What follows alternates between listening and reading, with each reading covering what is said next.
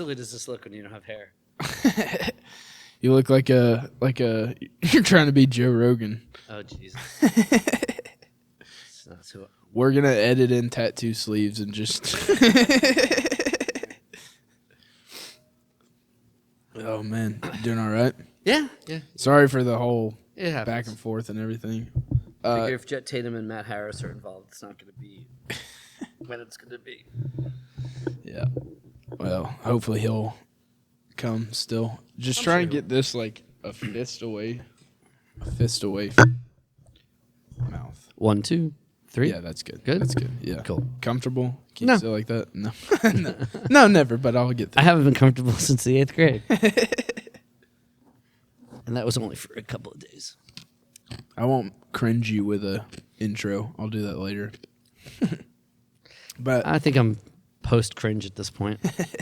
I did want to talk about, since we were already kind of talking about it, the stuff you started before you started comedy. Is this it? Are we on? Yeah. Is this it? Yeah. This is happening. Yeah. We're in it. Yeah. This is All it. right. This is no big deal. I had no idea.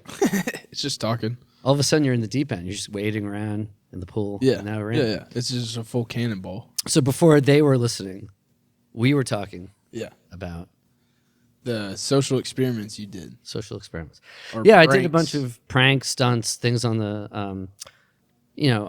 on the street that wound up on the internet. So like, I guess one of the first ones was me and a friend of mine named Hunter Fine. We created we lived in the Lower East Side in the East Village of New York City, which was getting overrun with hipsters, and which was a particular type of gentrification that was happening in the area. When white people started complaining about gentrification, it's hit peak gentrification. And so we created Hipster Traps. These were like bear traps that were baited with things that hipsters found irresistible, like American Spirit cigarettes and a Fixie bike chain and Pabst Blue Ribbon, and we chained these all around public spaces in New York City. The bear traps were made out of cardboard, but I worked with this artist that I found on Craigslist.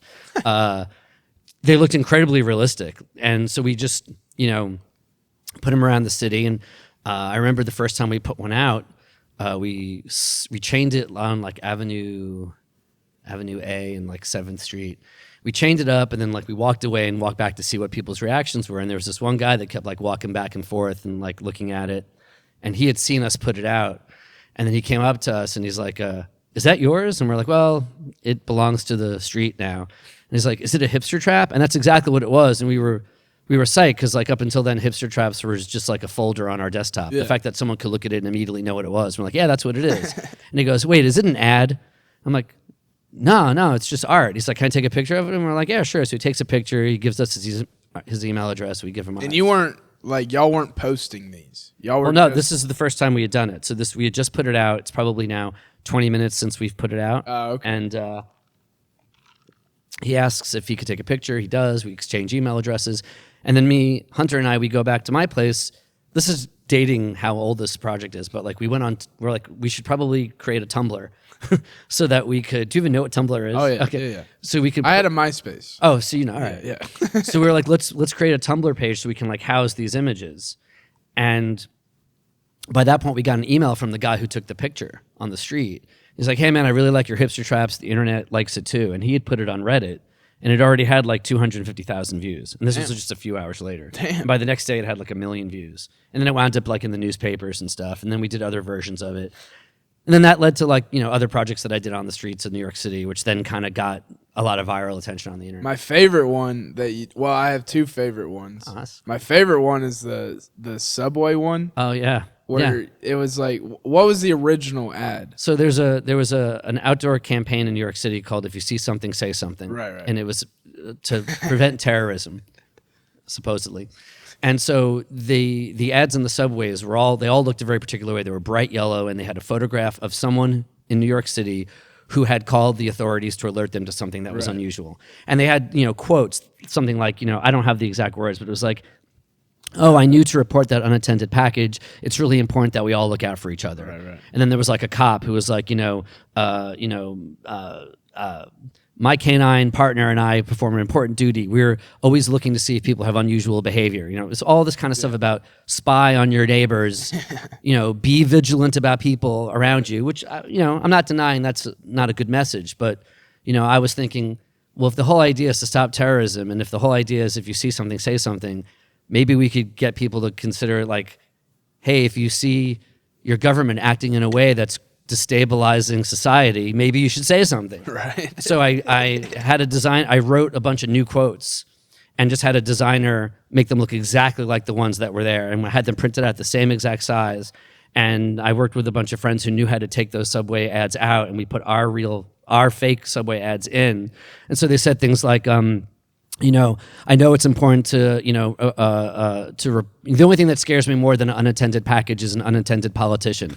We have to be aware of how our representatives vote and hold them accountable. One of them that I didn't put out was like, yes, it's important if you see something, say something, but what about what you can't see? Like a odorless, colorless gas that could be filling this train car right now.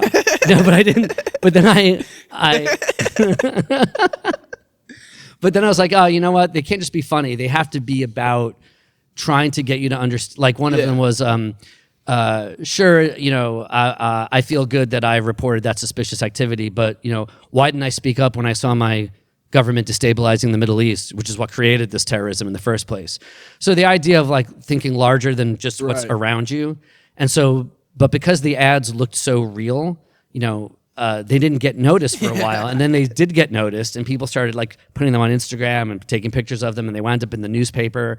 And then the story became like, how are these still up now 6 months later on the subway train? So it became like an Easter egg. Are any of them still up? No, not now. Now they're all gone. And one of us in our team got arrested putting them up. It'd be so great if there was just like the last one. That would be great. I mean, hopefully, whoever has it enjoys it, Someone got arrested putting them up? Yeah, one of us. But we had a deal that if any one of us gets arrested, we all have to walk away. We cannot.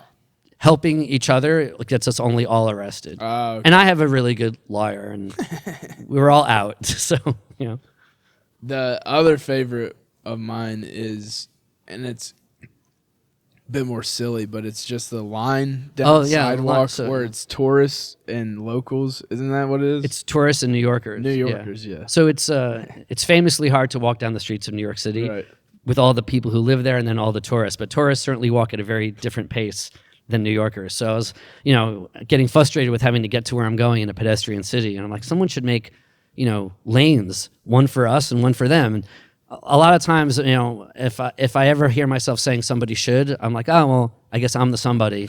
I could do this. Yeah. So I bought one of these like line makers that they use for football fields to do the markers. And I just painted a line down the length of the entire sidewalk. And then I'd go back and stencil at the beginning of each lane. How did you like, because the subway thing I get, like there's times where the trains aren't running, you can go swap the signs out. How did you time out a sidewalk in New York to not have any people to be able to roll something? Like at 3 a.m. And there's no one there? Or yeah, there's no one there. I mean, so I started doing them in the Lower East Side in the East Village where I lived, which is not like, it's not Times Square. Yeah. And so, it's funny because I started doing them and I didn't really like the way the lines looked. I was trying to perfect it, but people were already taking pictures of it. And this is kind of probably before Instagram, certainly before Instagram, but maybe Facebook was around. But it was getting on blogs and people were already taking pictures of it. It was getting kind of known. But there's a group in New York City called Improv Everywhere, and they do large-scale theater kind of events on the streets of New York City. And I know the guy who runs it, and he really he saw that the tourist lanes were happening. Yeah. And he's like, well, wouldn't it be cool to kind of enforce these lanes? And so because he had a team, I was able to go to Fifth Avenue, which does have people on the streets, but he augmented it with like getting people with orange jackets to move people to make it look awesome. Like we were from the city. City workers. Yeah. And we found a moment where it was like not that busy. We had, lookouts and be like, okay, now. And then, I would walk and then there would be 2 people walking with me with orange jackets and we had cones and stuff or whatever. So when you're doing it in a more, congested area, you do need a team. Right. But when I started, it was just me going out at 3 a.m. Just rolling That's it. Hilarious. I put my groceries on top of it so it looked like I was just pushing groceries. Oh, really? Yeah. And were you posting these yourself? Like there was no place to post yet, really. I mean, I'm trying to remember what year. I mean, this is if Facebook was around, it was not what it is. Like there wasn't a feed. Yeah. There was just your wall. So you really couldn't go viral on Facebook. Right. But that one, just people started taking pictures of it. What about like Reddit? Yeah, those Reddit was around. Yeah, so but like the hipster traps and the tourist lanes happened around the same time. So hipster traps took off, but the tourist lanes hit such a nerve with so many people that it wound up on page 2 of the Post, page 2 of the Daily News. That's awesome. New York 1. So it was already in mainstream news. So yeah, like it didn't even really utilize social media. Is that how like you got started working in like Buzzfeed and those kinds of places, or were you already doing that line of work? Yeah, well, I started, I worked in advertising and I still do sometimes, for a very long time. And advertising, well, it teaches you to come up with ideas really quickly, and unfortunately teaches you to throw those ideas away very quickly, because the good ideas usually never get moved forward because there's a bunch of committees that have to decide. Yeah. But I was already kind of in this habit of developing ideas all the time. And, a lot of people who work in advertising will tell you, like, it's frustrating not seeing your ideas get out into the world. So I just started putting these ideas out into the world, which got, it got me to the attention of the team at Facebook, of like, what kind of things could you do to create impact and get a lot of attention without having to do traditional advertising. So that's how I got in. But by the time I got noticed by Facebook, those projects had evolved out of just being comedic into becoming, more political or more action oriented. Right. What made you want to leave Facebook? Yeah. Going to Buzzfeed. I mean, Facebook was great. I wasn't aware of a lot of the. I'm trying to be diplomatic. No one's watching. Oh, well then illegal things that they were doing. I mean, if nobody's watching, sure. I mean, oh, dude, you're trying to be diplomatic about one of the most like the biggest corporations right now. Who gives a fuck? Yeah. Well, anyway, they're doing all right. You're not going to bring them down. No. Hey, don't underestimate me, Jet. You don't. By all means, if you want to, I'm down to join. Do you know the power of an angry Jew? Do you know I would love to join and take down Facebook. That would be great. What made me leave? Well, Facebook was great. They treated me amazingly. I've never experienced anything like that. I mean, and it was weird seeing people whose job that was their first job. Like, there were a bunch of 19-year-olds, and like I overheard a couple of them complain, like, "Oh, the scooters here are all broken. Like at Google, like everything works." I'm like, I just want to take them by the neck and just be like, you don't like that your toys are broken? Like, this is, But like, yeah, it's great. They pick you up and they shuttle you to work, and they give you breakfast, lunch, and dinner, and there's a gym and an ergonomic expert to make sure you're sitting and standing the right way, and you're on a campus with great restaurants, and it's a very humane way to work. But it became pretty clear pretty quickly after getting there that the stuff that the team that I was on, it was kind of like to create a lot of disruptive thinking to show Facebook what could be done, but none of it was going to get done. And Jonah Peretti, who runs BuzzFeed, he and I knew each other because he also started by creating a lot of social experiments that went viral way before he started the Huffington Post, or he was one of the founders or one of the lead guys at the Huffington Post, and he created BuzzFeed. And his pitch to me was, he was trying to convince me to go there because they were in the world of creating viral attention. Right. And, but Facebook was going to make me a millionaire if I had stayed. You have to stay 4 years to get whatever your stock is worth. Damn. And I had only been there a year at that point. But Jonah's pitch was, you'll make stuff all the time and you'll make money. I'm not going to give you the stock that Facebook has, but you'll make a lot of money. You'll make a lot of cool shit, and you can hire 2 of your best friends. Because my 2 friends who I did a lot of these projects with, we were like a crew, and we had done a lot of work together, and I was able to bring them on. And then when I got to BuzzFeed, it was not what was in the brochure, and I got fired in I think 6 months. Oh, damn. That sucks. What did you do after BuzzFeed? Straight into... Cried for a couple of years. I just freelanced with people I knew from the ad world. And while, how long after you were at BuzzFeed, or were you already thinking about doing comedy at BuzzFeed? Oh, I had no intention of doing comedy. So I mean, I had done improv comedy. Okay. I studied with the Upright Citizens Brigade back when it was Amy Poehler and Ian. Oh shit, I can't remember Ian's last name. That sucks. Matt Walsh, Matt Besser, Ian. Not Matt Walsh from the Daily Wire. No, not Matt Walsh. Matt Walsh from Veep. Ian Roberts, Amy Poehler, all those guys.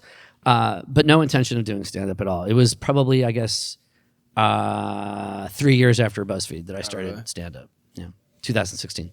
So you're just freelancing and you're like, yep, I'm going to try stand-up?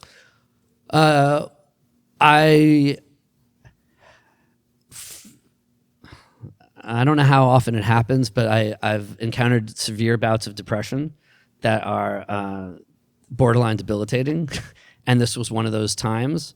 And so I was seeing a doctor, and I was working with some medications, and I had this idea also if I took some classes in things that were foreign to me, I could maybe jumpstart parts of my brain that weren't really activated. So I took a class in Spanish. I took a class, I signed up for a series of classes for Spanish, jiu-jitsu, and someone had given me a free stand-up class. Oh. So I took the stand-up class. And I got my windpipe crushed in jiu-jitsu. I still can't even ask where the library is in Spanish. But I've been doing stand-up every day since that class. Spit take from Jet Tatum. That was one of the worst spit takes I've ever seen. It's like the only... It was like a drool take. Oh, no. Fucking splattered all over myself. That's like the only sentence anyone ever learns. Yeah, I don't know how to say it. Wait, is it Donde está la biblioteca? La biblioteca. La biblioteca? Yeah. I did it? Yeah. Okay, cool. Yay. So you That cost $800, by the way. To stutter through where is the library. Yeah, so I could speak Spanish the way Nate speaks English. Yeah, basically the way you just said that was, where is the library? Yeah, well, yeah. Oh, man. But you started in New York. Mm-hmm. Damn. First very hard open mic in New York City. Yeah. What was that like? Where was it? I mean, I want details. Okay. Well, there was the class. So the class was like a really safe environment. Okay. Yeah. But it was funny because it's really funny looking back because I remember the teacher the guy who ran the school was like, people are going to tell you to go to open mics, but don't go to open mics. Just come here. And the reason was most of those people he knew were never going to really pursue comedy. Wow. And if they went to an open mic, they'd be shocked out of doing it. Yeah. But me and the people who were serious about it, we met each other, we went to mics, and we went to this place. It was run by a kind of a company called Laughing Buddha, and it was in a room called the Climate Lounge, and it's where I met the people that I'm still incredibly tight with to this day. And it was a lot I didn't have anything to compare it to. Having been here in Chattanooga now 3 years, and going all around the country, I see it's almost the same everywhere. There's the people who are hobbyists. There are the people who are really talented but have no work ethic. There are people who are all work ethic and no talent. There's, it's all the same. Yeah. But in a city where there's 5,000 comics, there's enough of every single chunk. But if you're in a city where there's only 30 comics and 5% of them are going to be the ones who don't care, that's a big chunk of people. But yeah, it was intimidating, and it was exhilarating and exciting, and it was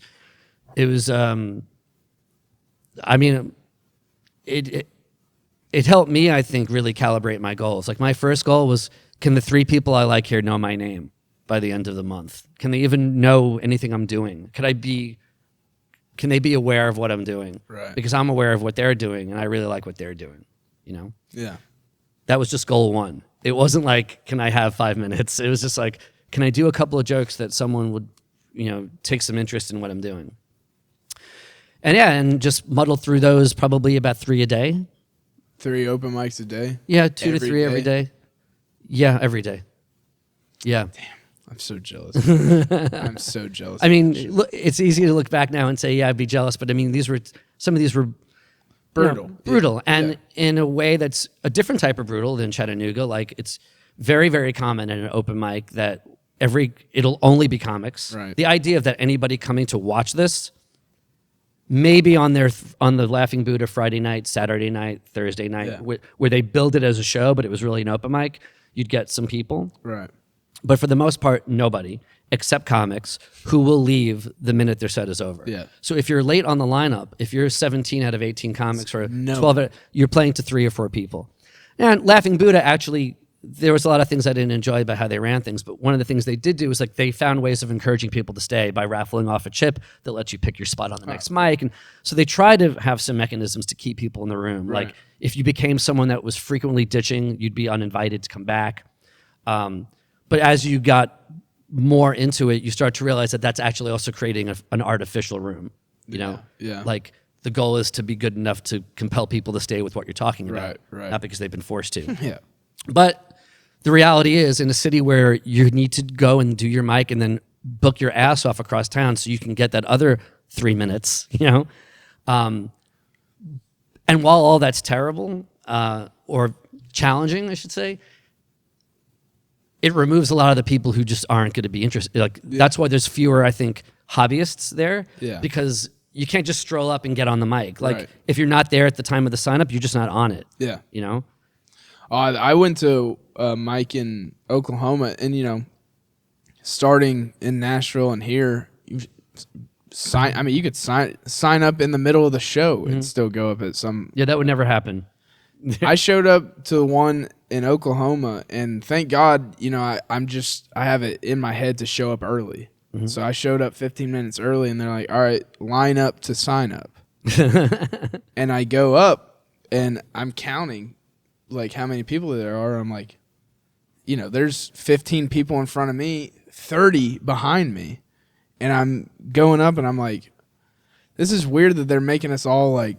So I tapped the dude on the shoulder in front of me. I was like, hey, just out of curiosity, is it like a limited number? He's like, yeah, 20 spots. So you didn't even get on? Oh, I got on. Oh, okay. Because I guess there was that night there happened to be such a turnout that they put on 5 extra spots. Mm-hmm. So I got on at like 23 or whatever.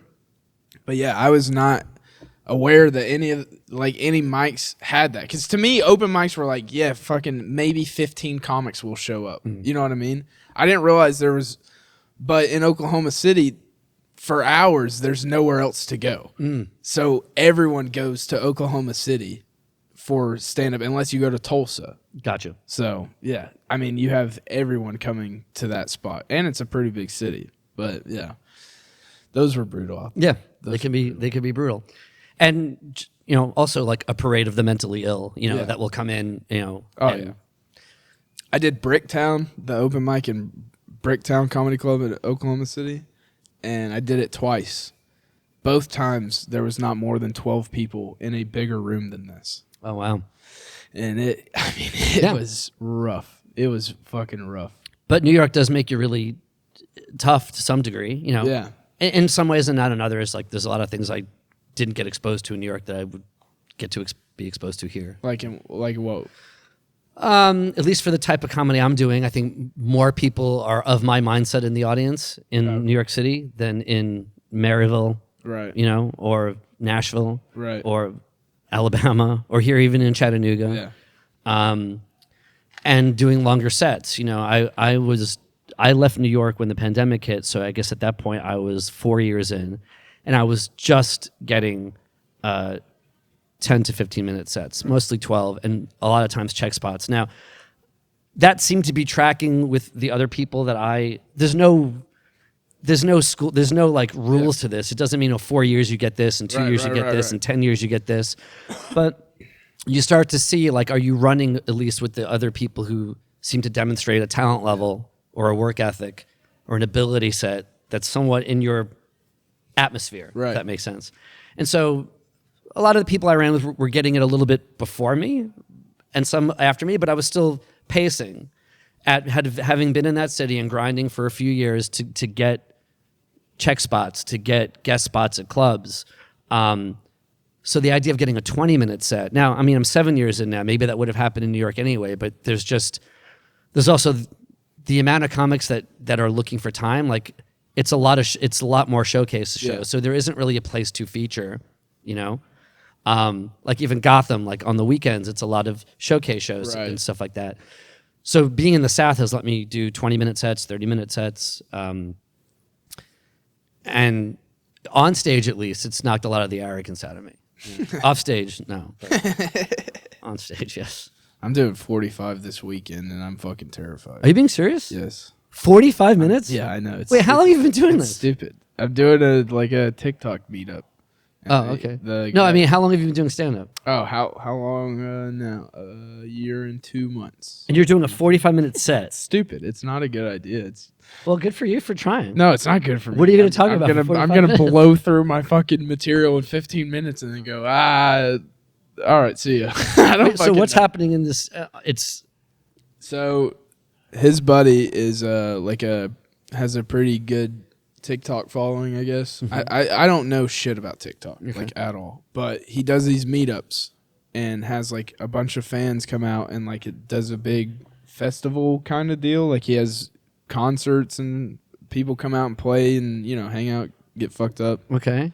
And like I said, they're friends and he watches a podcast. They do a podcast together, so he thinks I'm funny from the podcast and wants to see me do stand-up, and it's his thing, so he's like, you come up and do whatever time you want. Oh, so why'd you choose 45? Because I'm stupid.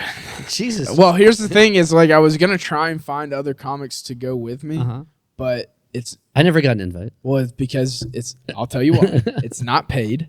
It's in North Carolina, and we're camping out. So I didn't think anyone would want to agree to that. I mean, if you do, no. Yeah, exactly. Exactly. That's what I can't offer anything, so I wouldn't even invite anyone because I'm like, you're gonna drive to North Carolina to do stand up in front of people that don't really care, and you're not getting paid. Organized by a guy who chose someone without having seen a 20-minute. Yeah, well, I mean, he knows me kind of. I know, but being funny on yeah, being funny in a sketch or being funny on a podcast or being funny on a 2-camera video. I'm not even funny on here, so good moments. Yeah, good moments. Well, the other fact is, it's in the middle of nowhere. Yeah, wait, he talks too? Yeah, he's got. Oh my goodness! Well, why haven't we included him in this conversation up until? Oh, it's just you and me. Oh. He's just producing back there. He's on the ones and twos. Okay, he's like hit him with the ones and twos, dude. God, good timing. Yeah, great timing. So it's like you're Gary Dell'Abate to Howard Stern. Yeah, I'm not a big Stern guy. That's a I mistake. was gonna say the Opie to my Anthony. Oh yeah, I've never listened. Yeah. So you're more Stern, less Opie and Anthony? Yeah, very much. Yeah, I grew up on Howard Stern, listening to him almost every single day. Yeah, I was on the Howard Stern show. Are you serious? Yeah, when I was 18. For what? I was. Nothing's changed. I was running a protest at my college. For what was the protest? I was working on their college radio station, WHPC. We help people communicate. 88.5, and we got these. Everyone who was an on-air personality got like a letter in the mail. This is how long ago it was. A telegram was sent, and a pigeon flew. And saying what we could and could not talk about on the radio. And this radio station was at a community college, so it's funded by taxpayer money. And I was like, I don't think you could tell people on the media what to say when you run the media. When it's state run, you can't, Yeah. And because we were talking about things that were somewhat critical of school policy, and also in the letter was, and we're also switching to a light FM station, so you have to play like easy listening music. And I'd wanted to work in college radio since I was in high school. Like I had older friends, always had older friends, and they worked in college radio stations, and I would go and shadow them, and it was kind of a dream of mine. And only to realize later, like, being on the radio was like one step above clown on the entertainment ladder. But so I was forming this protest, and at the time I was also working like at a real radio station, a commercial radio station. I was interning, I should say. And so someone knew someone who knew Howard Stern and told him that this kid at this community college was doing this protest. And I get a call from Gary Dell'Abate, his producer, saying, "Hey, Howard loves what you're doing. He'd love to talk to you for a bit. That's Can awesome. You call in?" And it was only supposed to be like for 5 minutes. It was like 40 minutes. That's awesome. But he tore me a new asshole for 40 minutes. That's not awesome. He didn't like you? No, it was so funny. He's like, first of all, you go to a community college. That's the first thing you should be protesting.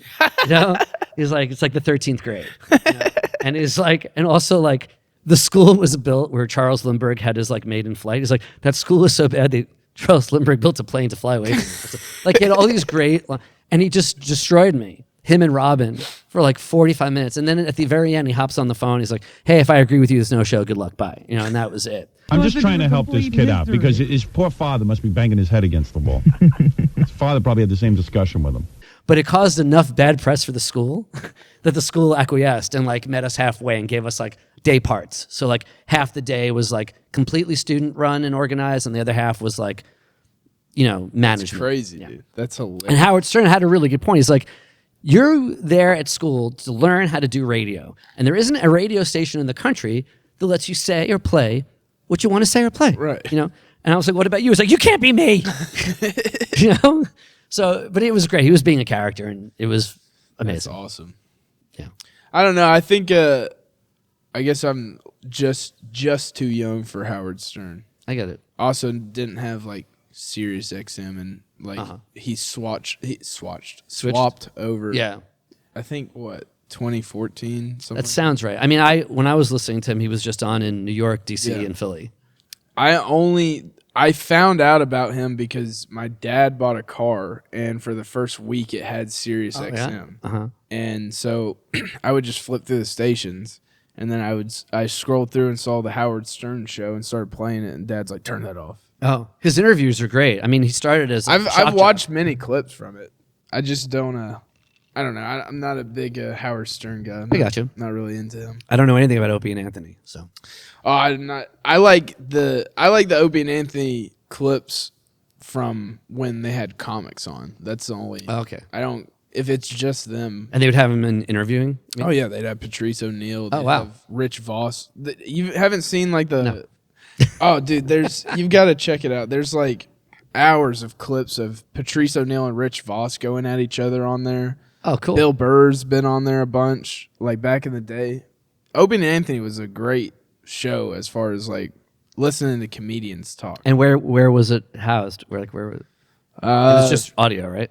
Yeah, they had video later. No, that's the Jim and Sam show. It was.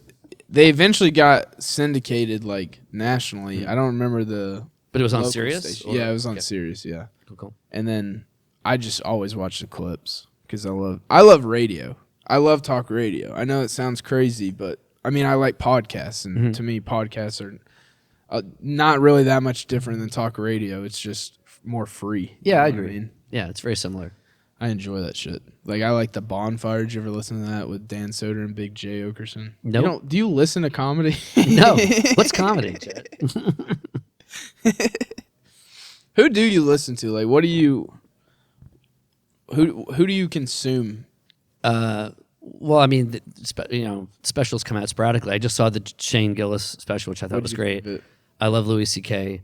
If you just ask me comedians I like, But you don't listen to like anything outside of stand-up, like podcasts or. I don't. I mean, a little bit of Dana Carvey and That one's good. Fly on the Wall. Yeah. Which I guess maybe because they're closer to my age, But I don't, and maybe I should, especially if I'm going on the road more, than before. Oh, if you're driving, Yeah. definitely. Yeah, you got to turn some on. Rick Glassman's a good one. You don't, not even like Mark Maron. I love Mark. See, I was about to say, I feel like you're a huge Mark Maron guy. Yeah, like I've been told that Yeah. we have a similar outlook on the world. Well, yeah, decimal, and Yeah. you just didn't spend years drinking. No, I could have been somebody. If only I had developed a debilitating alcohol habit. Or any habit. Yeah. I got plenty of habits. Yeah. Don't worry, I'm sabotaging my success left and right. Is it, we'll cut this if it's not all right, but is it cool to talk about you going back to New York or? I'm going back to New York. Okay, we'll cut it. No, you can. I mean, well, the show that I run here, which is what brought me here and convinced me to stay here, is ending on October 20th, and so I don't really know what's next. I love Chattanooga. I bought a home here. I chose to make it my home. It's helped me grow as a comic and maybe even a little bit as a person. Probably not, but maybe. I like to think it has. But I get frustrated with what and maybe it's a lack of taking responsibility for my own harder work that I might need to put in, but I feel like there's a bit of a ceiling in terms of what I can try to move closer to the goal that I want. Yeah. Just because of just the amount of venues that are here, the shows that run, you know, the amount of people like. And I'm not trying to replicate New York, but like in a city like New York, which is really the only thing I have to compare it to in terms of a place I lived and did comedy, there are so many people at all different levels working as hard as they can, or very hard at least, that hone you. You rub up against them and you get sharper as well. And so I'd like to take some of what I've learned down here and doing longer sets and learning how to maybe be a little bit more relatable than I was before I got here and bring it back out to places where it might be enjoyed a little bit more. You know, I struggle and it's hard to know. It's like, am I just not a good enough comedian? You know, but like, I think I have good jokes and I think I've got some decent performance chops. I think you're doing all right. But it's not always met, you know, like, and maybe this will happen everywhere to anyone. I don't know. I'm not being like, oh, fuck Chattanooga, but like, I'll do a set even in this room, and then the guy after me will do 7 minutes about farting in a jar, and it's met with thunderous applause. Now, listen, I worked in advertising. I'm not surprised that something baseline will generate more interest from the mass. Get it, but I felt like in New York there were rooms where there was an appetite for it, you know, or an intelligence in the crowd. All right, there you go. I'll say what you. Yeah, thank you for. I'll say what you want to say. You know, the guy, the crowds are more intelligent, is what you're trying to say. Yeah, but the reality of the world is to move through this comedy terrain, you have to go through more rooms of less intellectually curious people than that. And so, anyway, I bring it all up because less intellectually curious is such a diplomatic fucking way to say stupid people. And so, you know, I'm not tethered here by the show, and there's a job that I might be getting. I don't know if I have it yet, but if I have it, I'd have some economic stability that I haven't had in 11 years because I've been a freelancer for 11 years. So whenever I make a bucket of money, I can't really do anything with it because I don't know how long it's going to be till I work again. So I never really travel unless it's for comedy. Right. I kind of, you know, I'm not living like a pauper, but like I don't do much. Yeah. And like, if I get this job and I don't have the show, I'm thinking I might try to find someone who might want to, like, you know, rent out my bedroom for a couple of months while I go somewhere else for a couple of months. So I don't think I would leave Chattanooga. I think I would just, and it might make me appreciate it more if I come back every once in a while. Yeah. And I've also learned by going to New York and not being there all the time, I've had a warmer reception. Like, people put me up because I'm not there all the time. I'm only there for 2 weeks, so people hook me up. And hopefully maybe I can make something like that happen in LA and in Denver or Austin. Yeah. I don't know. I have no game plan. Yeah, but you're free right now. Like, you have the ability to just choose what city you want to go if to. I get the job and if people will put me up on stage. So, but you know, I got into this whole thing with no roadmap, so I figure it's time to not have the roadmap again and figure out what comes next. I'm scared because, and it's also going to be scary to see how many shows I don't get booked on if I don't have a show. Right. You know? Yeah. I mean, you got to be realistic about how some of this game is played. Oh yeah, yeah, yeah. No, I'm realizing that quite a bit. Any thoughts? We'll cut out dead air, dude. Don't worry about it. We're cutting out. You could just. Yeah, it's gonna be edited. It's not live. It's not. No, podcast. I understand that, but I mean, if it's video, is it only audio? It's video and audio. So how would you do the cut? Oh, you just cut to like you and then. No, we just cut the dead space. Oh. Yeah, but won't you see a jump in the video? Well, I mean, I smooth it out with cameras. Usually, right before you have a jump, I'll have it on one camera so it looks like it just comes back to both of y'all sitting there. Yeah, and but pretty soon, like, you could just deep fake this. You don't even need to get someone. 100%. Right? Yeah. Right. Wait, are you real? Maybe. Okay. I don't know. He's not. No, well, the other one wasn't. Wait, yeah. Well, the other one died. Yeah. Oh, by the way, very sorry for your loss. I mean, they already know that I killed him. They watched it happen, so, you know. Well, still a loss, even if you created it. Yeah. Is it, though? Mm-hmm. Is it a loss or a gain? You know? That's philosophically deep. That's the intellectual curiosity I've been So desperately lacking. Sure, it was a loss of life, but it was a gain in experience because I got to suffocate a man. So That's a rush. yeah, it was fun. And I got to drag his body and shit like that. Yeah, Bleach? too bad. No bleach, just pigs. We do it different down here in the South. Just pigs? What do you mean? Yeah, you take their teeth out, feed them to the pigs, you chop their ligaments up into smaller chunks and throw it in a pig pen. You know, maybe the Torah had something right when they said don't eat swine. Yeah, I crash with Israel. They might have been onto something, dude. I mean, granted, pig tastes amazing, but filthy fucking animals. Yeah, but really smart. Oh yeah. I have a pet pig. Yeah. Wait, are you serious? Yeah. No, you don't. I swear to God. In Chattanooga? Yeah. In your home? Yes. No, Well, you not don't. in my home. Outside, he stays in the yard. I have a little pen. And you play with him? I don't play with him. Well, then how is it a pet? But I guess he's not a pet. Is it a future meal? I have a pig that lives on my house. Is it a lives in future my meal? yard. No, it's like a potbelly pig. What do you do with it? You walk it? No, he just hangs out there. And So what kind of relationship do you have with the pig? well, it used to be a better relationship when I had more time with him. Oh, comment down the way. Well, it was long before that I had abandoned the pig, but he's boring. He sucks. He doesn't do any tricks. They can do puzzles and stuff. Oh, he can. He used to know how to sit. He used to sit, but then he got super fat, and like fat went over his eyes. Oh. And then he became an asshole, and he started growing tusks. This is gonna make me a horrible person. What? Then the tusks kept growing, and they grew back into his cheeks. And so now Like a mutilated pig on your land. Why don't you just eat it at this point then? he's not gonna be good to eat. Why? He's fat. But that's not how that works. Oh. I mean, we have been feeding him sweet molasses. Have you given him Oreos? Because No, I've never you fed might him. want to try it. He's been on a healthy diet, actually. Well, I mean, for a pig, you know, it's pig food. And then How he old is the eats- pig? Oh shit. 10 years? I don't think you've been good to this pig. I don't think so either. You don't even know how old he is. When he comes out of his little house that he has, I immediately feel horrible. Like I feel like a bad person. Why don't you can't you get someone to adopt him? How much do you pay to feed him each week? I mean, it's not each week. It's like a big 50-pound bag of feed for $20 Is he by himself? Does he have friends? once a month. No, it's just him. He's in the garden. It sounds like a terrible life. Just Yeah, he doesn't have a good life. I do feel bad about it. Like I said, this is going to make me seem like a horrible person. I don't feel good about it. yeah.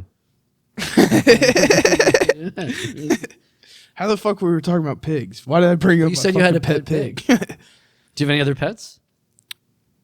Yeah, I got a dog, Charlie. Do you He's know a how old that one is? 2. He'll be 2 in December. And then I got a cat.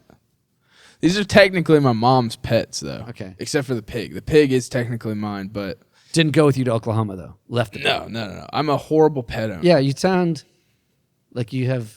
This pig is probably suffering from Are they? abandonment issues. Well, is it my fault or is it like lasting? Because they're kind of the pig is kind of a lasting pet from when I was a kid. Because it is 10 years ago, so I was 15. I had lost my granddad, and I was like, and my dog, my childhood dog, that was 13 years old. We put him down 3 days after I buried my granddad. I'm sorry. So I was like, I want a pig. Yeah, that may have been an impulse pig. It was a bit of an impulse pig. Yeah. Yeah. And that was on my parents not registering that. So maybe it's not my fault. Any way to deflect blame. I say fine. That's what I'm learning in life. Apparently, is the best way to go through life is just deflect blame on anybody else. How old are you? 25. 25, yeah. Yeah, you got like. This is like the last year you can blame your parents for anything. All right, cool. So I'd get it all in now. I'm going to milk this yeah, shit out. I think you should. I'm going to tell them everything they fucked up about me. Yeah, I think 25 is the legal cutoff. 26 is when you get cut off insurance. Oh, I don't know. Maybe you have another year. Are you still a child at 26? I've met people who are children of 30. Yeah. Yeah. I mean, I met a 40-year-old child last night that I called a cunt to her face. Oh, where? We went, me, Patrick, and Nate went playing pool at Diamonds. We were having a good time. We literally just told the story with Patrick. Don't tell. I mean, Well, I'll tell you real quick. Anyways, this chick came up. She's an energy vampire. She's a horrible person. She wanted to play with us. Patrick's a nice person. Nate's nice. I'm not, so I kept my mouth shut. They let her play. She asked our names, and then we asked her name, and she said bananas. And then she asked all our age, and then Patrick goes, how old are you? And then she goes, you don't like me. You hate me. She's just a fucking cunt, dude. And so, like... You know, people say that gay men are trying to convert straight men, but I think it's women who convert men. Dude, I think you're onto something. Yeah. Yeah. Women suck sometimes. Well, I'm not going to go on... No. But if they didn't talk, I think I could be straight. How much can you cut? Can I pee? Yeah. 100%. Go ahead. Don't say anything bad about it. Is this going as well as others?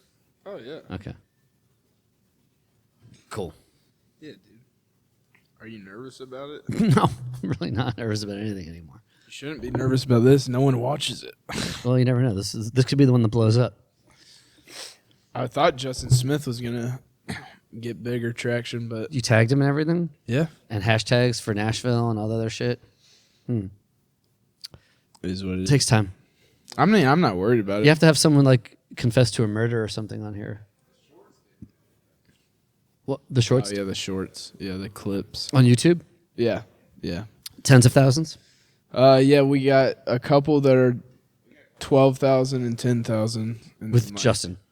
Oh, no, not with Justin, no. The Justin ones only did like 3,000 to 5,000. Oh, something like that. It's surprising. I really enjoy him. Yeah, I do too. I don't understand how people don't know him more. Oh, I got to talk to Nick Murphy.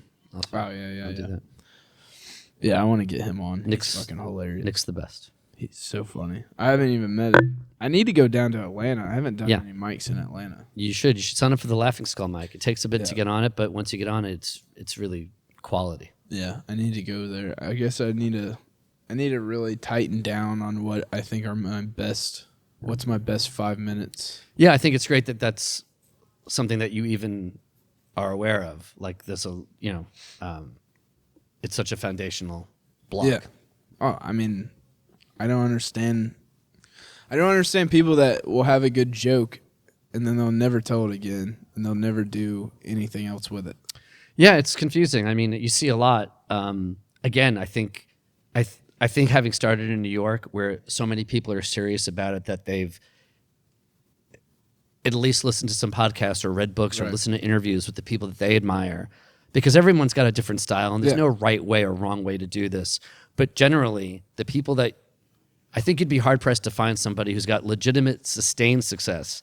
I don't mean like a TikTok sensation, but someone who's had like longevity and has, put out stuff that's like artistically admirable and people enjoy. They all say they worked their ass off. They did as many mics as they could. Yeah. They worked on a 5-minute set and then built on that, because the 5-minute set, teaches you a real tight five where you get like 30 laughs in 5 minutes, let's say around there, where it's joke and tag and joke and joke and joke, just to show that you could do it, so that you can pare a joke down to its simplest bits, pieces, and then, it helps you then do the 10 and the 15 and the 20 and the 30 and right. stuff, and if you don't work on that, I guess you're kind of building on sand. I mean, I see a lot of people who are, it's a tough one because if you're offered 15 minutes, should you do it? If you only have 5, like you're talking about doing 45, like there's an element of like, well, I can grow. You only grow if you swing 2 bats, if you swing 3 bats, if you say yes to something you're not ready for, is the only way that you grow. But like, there's increments, and going from not having 5 to doing 15 or 20. Right. I mean, for me, it would set me up for failure. I feel like if I had attempted that, if I had tried that way, if there weren't people in place like the gatekeepers, better or for worse, at the clubs who were like, I want to see 5 minutes, I want to see you get this many laughs, then I want you to come back the next week with a different 5, same amount or more laughs. If that wasn't some barrier to get in, I would have flailed around. Yeah. I would have had anything to even really aim for, Yeah. Yeah, I think that's what a lot of people are lacking in the local scene here, is like the lack of structure, the lack of knowing what is needed for you to start. Yeah, and again, there's no rules to any of this. Right. If you have your own way of doing something and it's an actual something that you've codified, right? But I don't think that's really what's happening. I think there's a lot of people who are just, I remember when I used to play chess with my grandpa. I'd be like, "Do you want to play chess?" He'd be like, "Well, you don't really play chess. You just move the pieces around." back then. That's a good point. And I was like, there's a lot of people just kind of moving the pieces around. There's no real, it's a work ethic, even if it's just your own that's unique to you, See, I feel like I'm doing that. I have the worst imposter syndrome ever. Like, I never feel like I should be doing any of this. Well, that means you're probably onto something. Because I don't know. It's always the people who have zero talent who have the most confidence I've ever seen. Yes. If I had some of the confidence that some of these people had, man, I tell you, I'd be booked on all these fucking shows. Confidence is a big part of it. I struggle with it. Even I have none of it. Yeah, it's hard, and a lot of it is faking it, and then you have it. Yeah. Like I did the Star Bar in Atlanta, and Rodney. I don't know if it's a legendary showcase that goes on Monday nights at the Star Bar, and I was talking with Nick Murphy a little bit about this, and just getting on it is challenging. And then he asked me one day to close it out. So I think everybody does. I'm trying to really remember. It might be somewhere like 6 to 10 minutes, but if you close it out, I think you do like 20 or at least 18. It's been a bit since I've done it. You're looking at into the room, and it's like all these comics from Atlanta who I have a great deal of respect for, and I think I got a little bit in audition mode. Like I wasn't just the way I was in a room where I'm like, And at the end of it, Rodney, who's been running the show for over a decade, he's like, I've seen everybody come and go. Do you want some feedback? And I was like, yeah. He's like, you've got the writing and you've got the ability to perform. It's like, I think what's holding you back is you don't believe you deserve to be here. And he read me like Hannibal Lecter. Like he looked at my shoes and he understood my life, And I was like, yeah, I think there's a part of that. And he's like, there's definitely a part of that. And he's like, I think if you were to lose that, you'd be able to, he's like, you're good. Good is good. Some people don't even get to be good. He's like, but good isn't going to get you anywhere. Right. Good is, all right, you're good. Yeah. You got to be great. And he thought I might have the potential for that if I could. One of the things keeping me from it would be learning to accept that that's where I belong. Who knows? Maybe there's 10 other things. Oh man.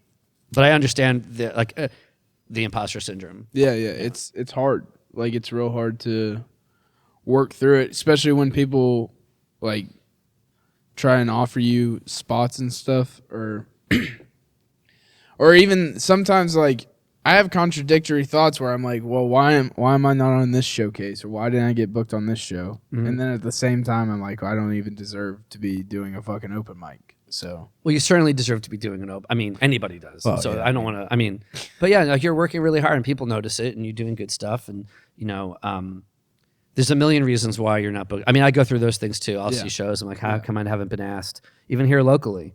And there's a whole other political thing of like, did they not ask because I didn't ask? Right. I didn't ask because either I'm too worried to even, which I'm probably going to eventually, but to start my own showcase or open mic because it's just the fucking.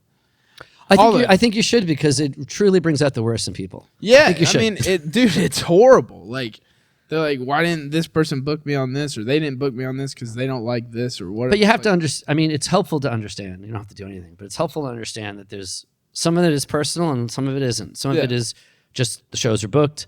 The shows have too many people who have a tone of voice like yours, or look like you, or have the same kind of background as you. Sometimes that brokerage doesn't like your jokes. Yeah. Or they really do like your jokes, but you know what? They can only put so many comedians who've been doing it who aren't seasoned. Right. Or they have other people that they find risky. Right. Like I've been in that situation. I'm like, I like everybody on my lineup, but there's a couple of people on this lineup that I don't know if the audience will like them. So I have to make sure they're anchored by people. I'm like, well, these are crowd favorites. Like everyone's going to like these guys. So that everybody has a good time and gets exposed to some stuff that might not be their cup of tea. Yeah. I mean, I was nervous about doing your show when you. Oh, and you did really well. Yeah. I was surprised, honestly. I didn't think they were going to like me. No, they did. They liked you a lot. Yeah. That was fun. I'm glad. I'm glad you got to do it before it was done. Yeah. I hate that I'm missing that last one. I didn't. Yeah. If I had known it was gonna be the last one, I might not have signed up to torture myself. But I only found out it was the last one a couple days ago. Yesterday. Wait, Yeah. Oh, really? Yesterday I found out. Well, yesterday I decided. I mean, the venue's great. We were at the hotel for 2 years until it was sold. And then we bounced over to Humanot, which was great because Humanot's the company that brought me down to Chattanooga. But Humanot, from the beginning, it wasn't going to be a long-term play. It was like, hey, we'll help you until you can find another place. And then the Grand Falloon came along, and it was great. They loved it. Everyone loved it. The feedback I got was that it was one of their favorite places that we've had the show so far.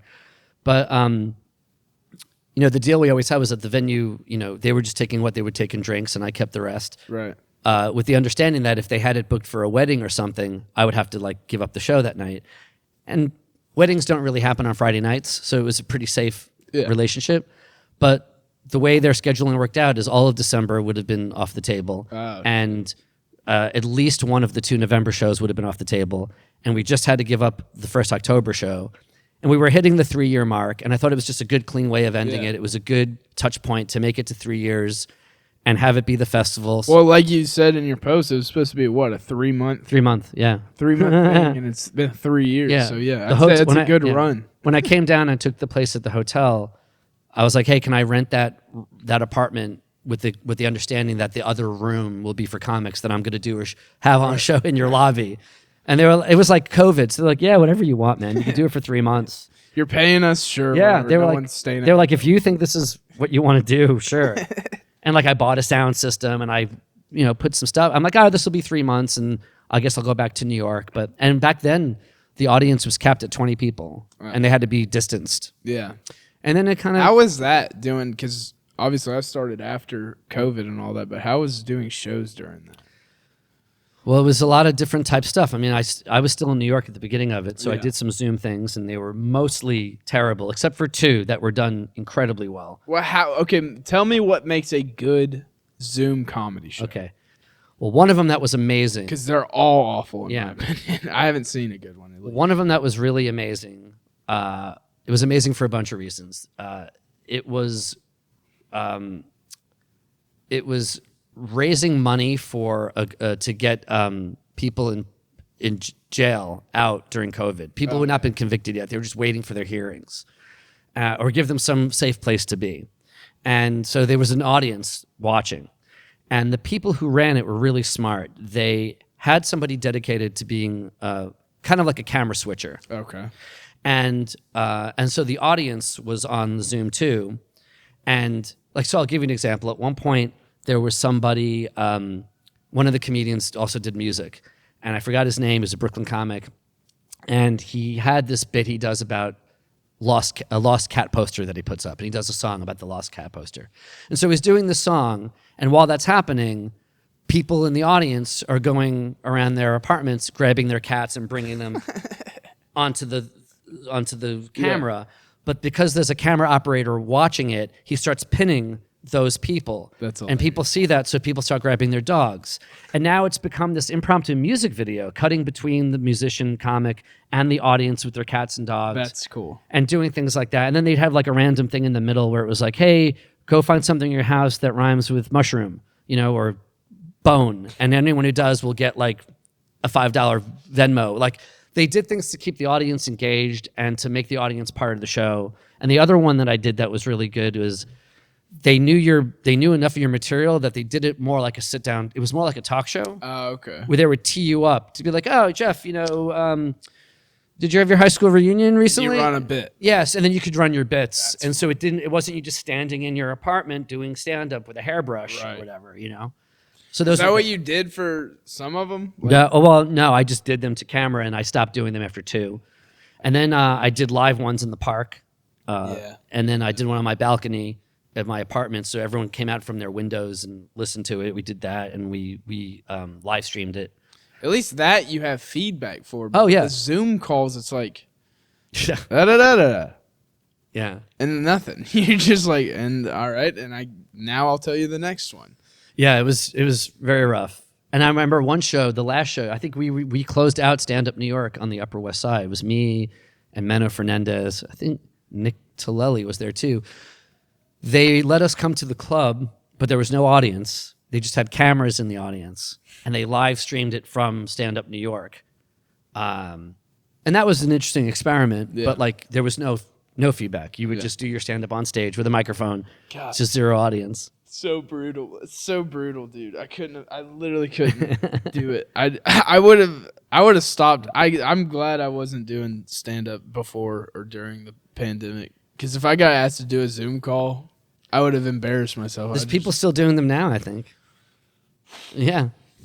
I mean, I know there's a huge VR chat open mic community. Oh, Did you really? know that? Yeah. No. So so you know about VR, how you can hang out in it. Yeah, sure. And, you see everybody. So you can be in like a bar or a club or whatever. So they'll go into a bar or a comedy club, have it set up like that, and they'll have a person go up and do 5 minutes. And then that's, Can you hear the other people laughing? Yeah, because you can always hear people talking. And then I guess they agreed to stay quiet and only laugh at the jokes. Have you been in one of these? No, I don't have VR. I've just heard people talking about it and stuff. What problem is this solving for? Social anxiety, people that don't want to, I mean, judging from the audience I had the other night, I think more people should stay home. Yeah, I don't know, man. I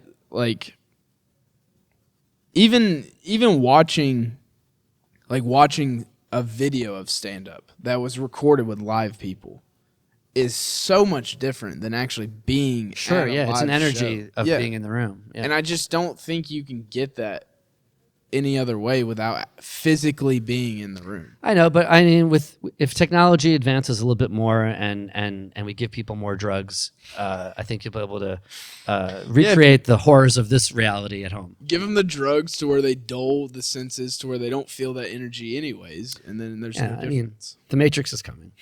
Yeah.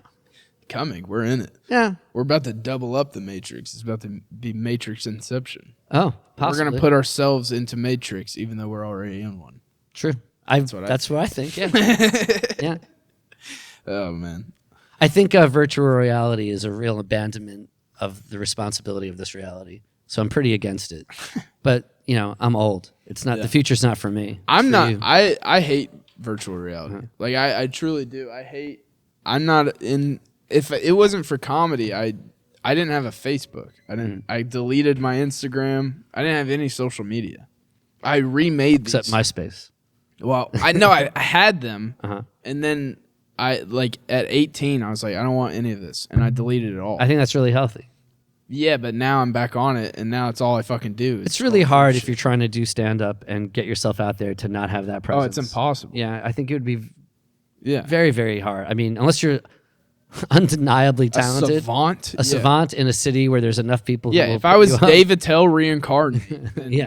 maybe I could, but no, you can't do comedy without social media nowadays. Yeah. And I'm almost afraid of what it's going to turn into. Well, we see what it's turned into. I mean, what I'm seeing... No, I mean going to. Well, rarely do things get better. Great outlook, Jeff. I mean, when have you seen things get better? What's the thing that's gotten better? I mean, what's the thing that's gotten better? Maybe I'm too mired in my own negativity. There you go. God damn it. Why do you have to be right, dude? I mean, technology's gotten better, but that's about it. Okay, yeah, technology's gotten better, but Faster. what means, what end is it a means for? Right. No, I sadly agree with you. I mean, I'm right. a real, I read somewhere that a pessimist is just an optimist with high standards. So, I mean, when I went to Facebook, I really drank the Kool-Aid. I really believed it was going to make the world a better place. And I was so naive and so completely unaware of if you gave all these things, all these tools that we were trying to create, if they were put in the hands of bad actors with no real consequences, how terrible it would be and is. And is turning into. It is. I think it's really removed people's ability to, and it's not just social media, but texting also. I think people have lost a connection between their emotions and their language and their vocabulary. So they don't have words to diffuse difficult situations or negotiate for a job or advocate for their rights or deal with that's why people ghost. And they ghost not just in romantic relationships, but they just check out. Yeah. They quiet quitting. Yeah. Like not being able to speak up and advocate for yourself and have difficult conversations. It's hard when you've been flattened to eggplants No, and you're happy 100% faces. right. And I mean, I struggle with it. yeah, and nobody wants to talk on the phone, So nuance is kind of gone. So you're reduced to like just facts, and I think it's hurt people's ability to communicate. I think your bit about Zuck wanting to turn everyone into him is right. Oh, I'm still working on that. Yeah, I mean, it's really made people have characteristics that resemble autism. Yeah. And then I think some of them just say they're autistic. Yeah. Because they've diagnosed themselves from TikTok. Right. Rather than actually Right. seeing a professional. Oh, yeah. And even if you see a professional, half of them will just say you're whatever you want to be so you can get the prescription that you need to get. Because they make money Yeah. off of every Yeah. prescription they write. So, I mean, ultimately, I think we can all agree it's the vaccines that made everybody this way. Yep, and that's why we're promoting Robert F. Kennedy for. Oh, is he your man? He's the Vax guy, Robert Frog Voice Kennedy. The one Kennedy they can't shoot. Wow. Didn't you see he made like this big thing about leaving the Democratic Party now? Yeah, and Trump is going to leave the Republican Party. Oh, are they? Oh, Yeah. they're gonna be running mates, dude. I see. That what would be they're doing. wild. I see what they're. I still maintain only Hunter Biden can beat them all. Michelle Obama and No, Hunter. Hunter, Biden. you need a fucking crackhead. just a A crackhead. crackhead, because it's WWF, and you need a crazy character. And also, he can get both sides of the vote, because who's hurt Joe more than Hunter? If you hate Joe Biden, is a vote for Hunter. Oh shit. Well, who's his running mate? Oh, Trump. Trump and crackhead Hunter. Yeah. Yeah. It's a race to the bottom. It's what this country deserves.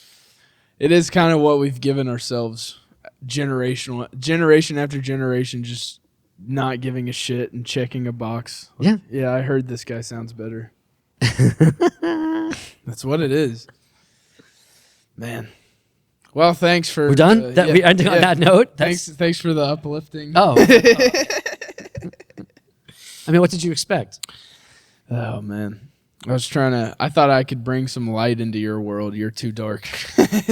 Oh, no. This. I'm just messing with you. Oh, now I'm sad. Don't be sad. Damn it. Now I fucked it up. No, I'm as sad as I was when I came here. How's that? All right, good. You As haven't long as- affected me at all. All right, cool. If you leave even, I'm good with it. Yeah. I'm even. Well, cool. Thanks for coming on. Can I plug something? Yeah, plug anything. Why do you Everything. think I came here? Yeah, No, plug everything.